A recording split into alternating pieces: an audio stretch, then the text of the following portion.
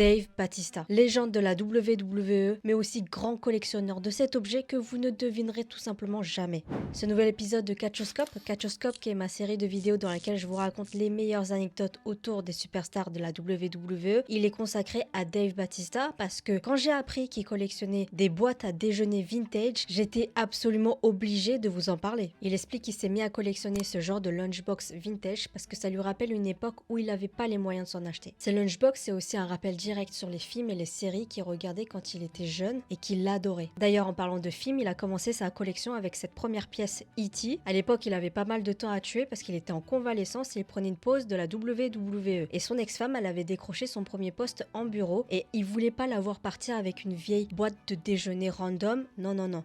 Bautista, il fait pas les choses à moitié, il est parti lui rechercher la boîte E.T. vintage pour qu'elle puisse partir déjeuner avec ça. Ça a démarré comme ça, et au fur et à mesure du temps, sa collection elle a vraiment évolué, et elle vaut aujourd'hui une petite fortune. La valeur des boîtes, elle varie avec des estimations à 200, 500, 5000, 15 000, 20 000 dollars selon le niveau de rareté des boîtes. Enfin, que le ciel le protège à tout jamais en fait. J'ai envie de chialer juste en m'imaginant que Dave Bautista, grand gaillard qu'il est, et encore plus à l'époque, il était en train de chercher, d'acheter, de collectionner et de ranger chez lui des boîtes à déjeuner.